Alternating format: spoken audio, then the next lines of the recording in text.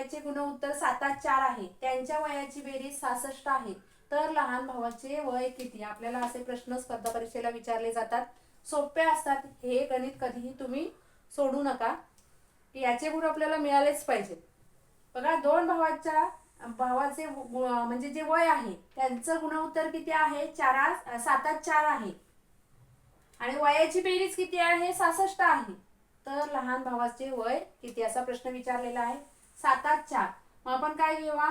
7x आणि 4x बरोबर आहे. मग आता त्याने काय समजा दोघांच्या वयाची बेरीज किती आहे? तर 66. 7x अधिक 4x बरोबर येणार आहे 66. आता 7 आणि 4 किती झाले? 11. 11x बरोबर 66. मग x बरोबर 66 भागिले 11, x बरोबर 6. x बरोबर आपल्याला मिळाला किती? मिळाले 6 मिळालेत. म्हणून लहान भावाचं वय किती येणार आहे? तर 4x बरोबर 4 गुणिले 6 बरोबर 24 वर्ष. कारण मोठ्या भावाचं 7x आपण घेतलेलं आहे, लहान भावाचं वय आहे 4x. मग 4x बरोबर 4 गुणिले 6 बरोबर 24 वर्ष. लहान भावाचं वय किती मिळालं आपल्याला? 24 वर्ष. ए बी सी चे वयाचे गुणोत्तर 2-5, 5-4 आहेत. बी चे वय 20 वर्ष असेल तर ए व सी चे वय किती? प्रश्न काय विचारलेला आहे आपल्याला? तर एबीसी हे व्यक्ती आहे, तर त्यांच्या वयाचे गुणोत्तर काय झालेलं आहे? 2-5, 5-4 आहे. व बी चे वय आहे ते किती वर्ष आहे? 20 वर्ष आहे. तर ए आणि सी चं वय किती? एकदम सोपं गणित आहे बघा. आपल्याला आता इथे ए बी सी चं वय काय आहे ते बघायचंय. तर आपण इथे घेतले 2x, 5x आणि 4x. आता बी चं वय किती त्यांनी सांगितलेलं आहे? बी चं वय सांगितलं त्यांनी 20 वर्ष. इथे किती आहे? 5x. बी चं वय बरोबर 5x बरोबर 20.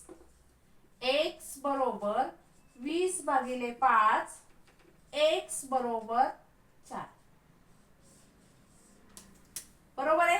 आता आपल्याला कोणाचं वय काढायचं? x बरोबर किंमत मिळाली 4. आता कोणाचं वय काढायचं? a चं आणि c चं. a चं किती आहे? a चे वय बरोबर 5x.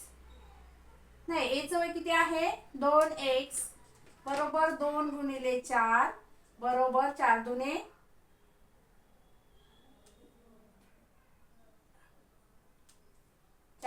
8. नंतर सी चे वय बरोबर 4x बरोबर 4 गुणिले 4 बरोबर 4×4=16 म्हणजे 8 वर्ष आणि वर्ष. 7 वर्षापूर्वी कविता, मनीषा, सुवर्ण यांच्या वयाची बेरीज 45 वर्ष होती. 5 वर्षानंतर त्यांच्या वयाची बेरीज किती वर्ष असेल? बघा, इथे आपल्याला काय दिलेलं आहे? 7 वर्षानंतर किती बेरीज होती ते आपल्याला सांगितलेलं आहे, परंतु आजचं वय किती आहे ते सांगितलेलं नाही. आणि आपल्याला 5 वर्षानंतर किती येणार आहे ते काढायचंय. मग त्याच्यासाठी काय करायचं? तर 7 वर्षापूर्वीचं वय किती आहे? 45. 1, 2, 3 तिघींच्या वयाची बेरीज किती आहे? 45 आहे. मग 7 वर्षांनी त्या काय झाल्या? आता आजपर्यंत 7 वर्षांनी मोठ्या झाल्या. मग तिघींचं वय किती येणार आहे बघा? आजचे वय बरोबर किती येणार आहे? 45 गुणिले 45 अधिक 7 गुणिले 3. या तिघी आहेत, त्याचं प्रत्येकीचं वय किती वाढणार आहे? 7-7 वर्षांनी वाढणार आहे. मग 45 अधिक 21 बरोबर 66 वर्ष. आजचं वय किती झालं? 66 वर्ष झालं. मग 5 वर्षानंतर किती येणार आहे बघा? 5 वर्षानंतरचं वय बरोबर काय येणार आहे? आता 66 अधिक 5 गुणिले 3, 66 अधिक 5 त्रिक 15 बरोबर येणार आहे 5 आणि 6 11, 11शी 1, 6 आणि 1 7 ने 1 8, 81 वर्ष. म्हणजे 5 वर्षानंतर त्यांच्या वयाची बेरीज किती असेल, तर त्यांच्या वयाची बेरीज किती असणार आहे, 81 वर्ष असणार आहे. 3 भावाच्या वयाचे गुणोत्तर 3 4 4 6 आहे, तर त्यांच्या 4 वर्षांमधल्या नंतरच्या वयाची बेरीज 90 वर्ष आहे. तर 4 वर्षापूर्वी मधल्या भावाचे वय किती असं प्रश्न विचारला. इथे आपल्याला काय दिलेलं आहे, 4 भावांच्या वयाचं गुणोत्तर दिलेलं आहे. 4 वर्षांनंतर त्यांच्या वयाची बेरीज 90 वर्ष होणार आहे. तर 4 वर्षापूर्वी मधल्या भावाचं वय किती होतं, तर हा प्रश्न आपल्याला विचारलेला आहे. तर आजचं वय आपण काय बघतोय, 3 4 4 6 म्हणजे 3x 4x आणि 6x. आता बघा 4 वर्षानंतर त्यांच्या वयाची बेरीज आपल्याला दिलेली आहे ती आहे 90. मग काय होणार आहे, तर प्रत्येक भावाचं वय हे 4 वर्षांनी वाढणार आहे. म्हणून आपण काय करतोय, 3x अधिक 4 अधिक 4x अधिक 4 अधिक 6x अधिक 4 बरोबर 90. म्हणजे प्रत्येक भावाचं वय हे 4 वर्षांनी वाढणार आहे. आपण डायरेक्ट अधिक 12 ही करू शकतो. आता 4 आणि 3 7, 7 नी 6 12 13 म्हणजे 13x अधिक 12, 4 1 4, 4 2 8 आणि 4 3 12 बरोबर 90. आता 13x बरोबर हे अधिक 12 आहे, ते बरोबर चिन्हाच्या पलीकडे गेल्यानंतर काय होणार आहे, वजा 12.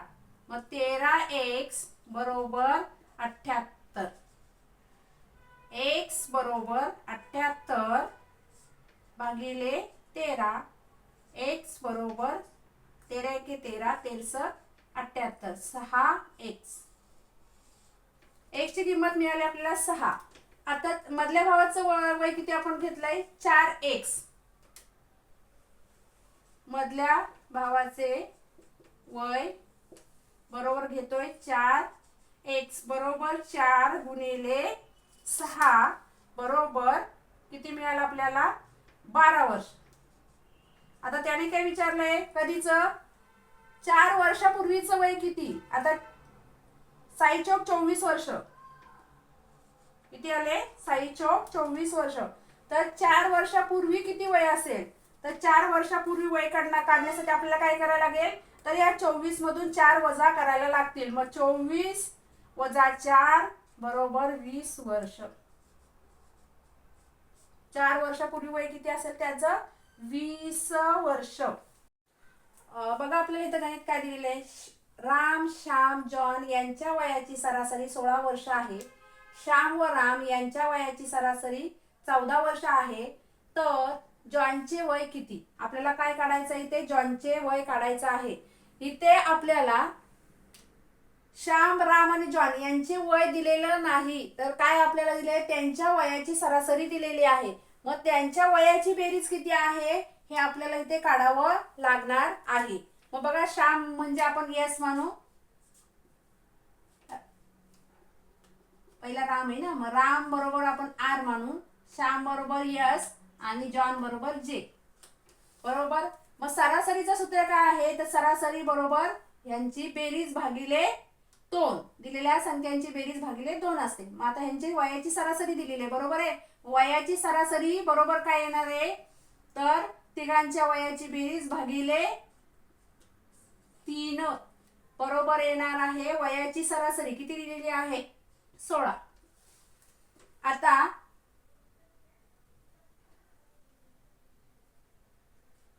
आर अधिक एस अधिक जे बरोबर येणार आहे 16 गुणिले 3,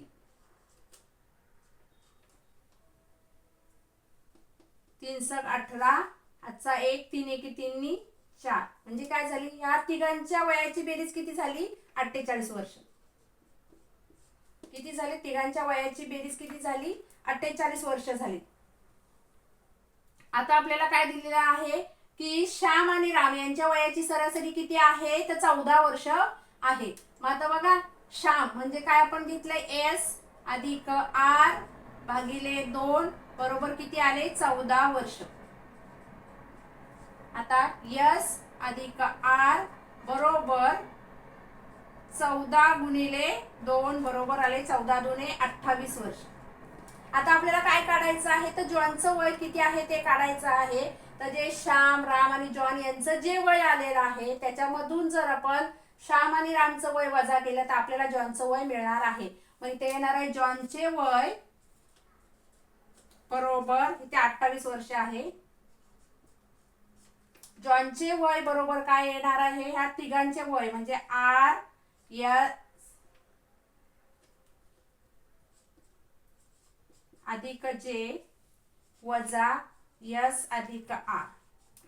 आता किती आहे त्यांचं वय 48 वजा 28 बरोबर येणार आहे 8 8 गेले 0